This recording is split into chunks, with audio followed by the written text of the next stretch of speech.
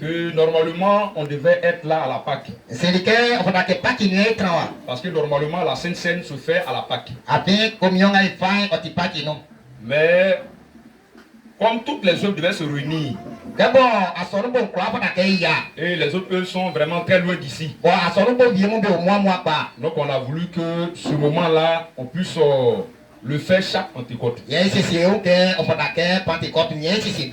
pour permettre à toutes ces œuvres-là d'être présentes. Dis Amen ce matin. Dis Amen ce matin. Voilà, on a eu un souci matin là, ils ne sont pas présents. Les missionnaires sont venus.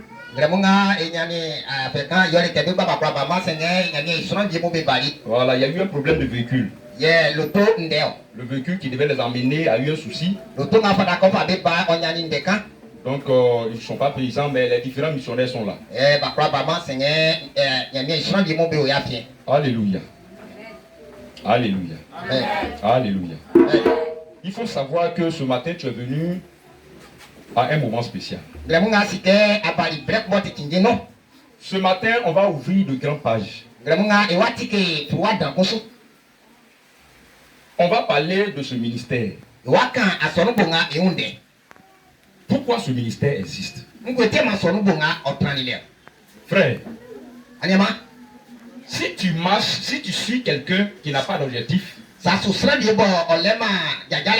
que vous êtes perdu. Si tu suis quelqu'un qui n'a pas d'ambition, c'est que vous êtes perdu. Si tu suis quelqu'un qui n'a pas de vision, c'est que vous êtes perdu. Alléluia. Vous devez comprendre que ce ministère a une très grande vision. Et chaque personne doit savoir que ce ministère n'est pas né parce que ce ministère a eu envie de l'être. Ce ministère n'est pas venu parce que, à quelque part, parce que c'est ce que nous voyons aujourd'hui. Chacun veut créer son ministère parce que on a pris l'œuvre de Dieu comme un endroit de richesse.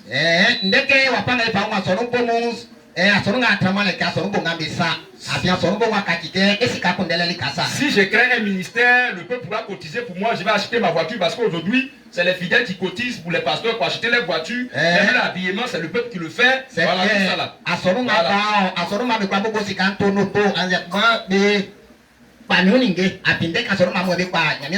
Même il n'est pas un choisi, c'est pas un appelé, tout ça là, mais comme il voit ça aller, il va à l'école pastorale, il devient pasteur, alors il devient riche, on lui construit une maison, allez, il devient boss. Allez. Ce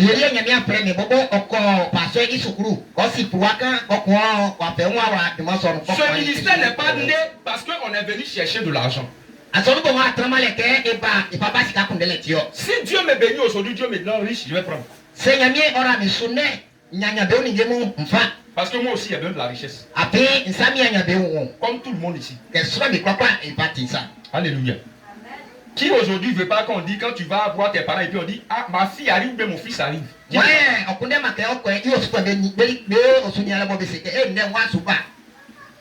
ne veux pas être celui-là quand on dit à ton papa, ah, ton fils arrive et dit, oh, lui là, il faut le laisser.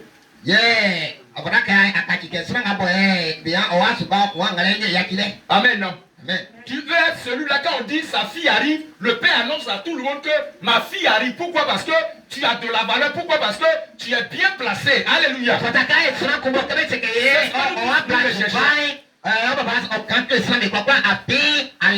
Mais en réalité, ce ministère n'est pas né parce qu'on est venu nous faire de l'argent. Je veux que tu dises Amen. Le Saint-Esprit m'a confié une mission.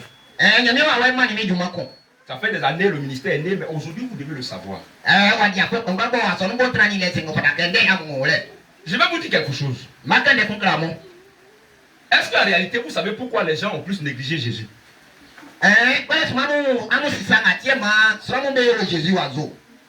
Numéro 1.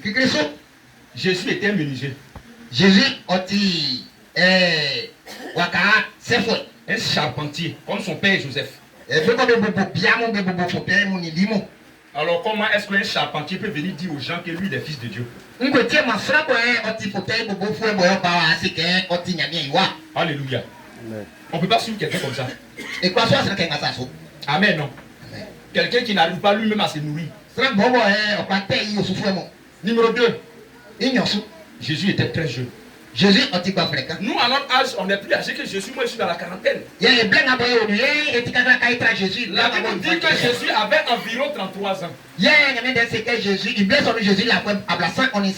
Alléluia. C'est quel vieux qui va laisser aller suivre un enfant de 33 ans? La Bible dit que quand Jésus se déplaçait, la foule qui suivait Jésus, souvent il peut atteindre 3 à 4 000 personnes. Vous pensez que les gens suivaient Jésus parce qu'ils croyaient en lui? Ils ne suivaient pas Jésus parce qu'ils croyaient en lui. Ils suivaient Jésus parce qu'ils avaient besoin d'un miracle de sa part. Parce que chacun voulait que Jésus fasse quelque chose dans sa vie. Alléluia. Alléluia. Amen. Alléluia. Amen. Regardez, quand il lit bien la Bible, quand Jésus était sur la croix là, ceux qui insultaient Jésus, ceux qui le suivaient, allaient d'autres dedans.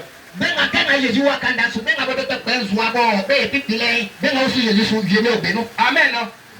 Ceux pour qui Jésus a prié, il y avait d'autres dedans. Parce qu'en réalité, les gens ne croyaient pas en Jésus. Les gens étaient épatés par le miracle que Jésus opérait. C'est pourquoi les gens le suivaient. Sinon, pas ça, il n'y a rien d'autre. Alléluia. Amen. Même parmi ses disciples arrivés, c'était un moment d'autres l'ont abandonné. Parce qu'en réalité, les gens ne croyaient pas en lui. Les gens le suivaient à cause des miracles qu'il faisait. Alléluia. Alléluia. Soyez bénis ce matin. Donc souvent, on ne peut pas comprendre que Dieu peut confier une mission à une seule personne. On ne peut pas comprendre ça, on ne peut pas accepter ça. Mais en réalité, Dieu confie sa mission à des simples personnes. Jean-Baptiste, le plus grand de tous les hommes sur terre. La Bible dit, parmi tous ceux qui sont nés de femmes, il n'y a pas plus grand que Jean-Baptiste. Il est le plus grand de tous les humains. Mais lisez un peu la condition dans laquelle Jean-Baptiste est venu travailler pour Dieu. Le plus grand des hommes. Regardez sa condition. Alléluia. Prenez l'histoire de Samson, le plus grand guerrier de son temps. Il a été le plus grand guerrier de son temps. Mais Samson ne s'est jamais coiffé.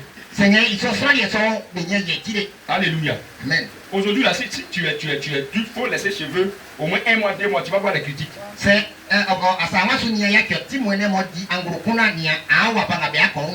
Amen.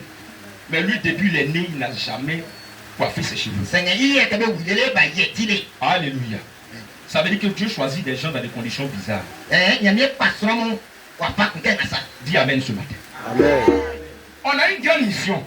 Le Saint-Esprit nous a confié une grande mission. Le Saint-Esprit m'a dit que nous devons protéger la parole de Dieu et l'enseigner dans la vérité. Pourquoi? Il y a une parole dans la Bible où Jésus a dit. Écoutez-moi très bien.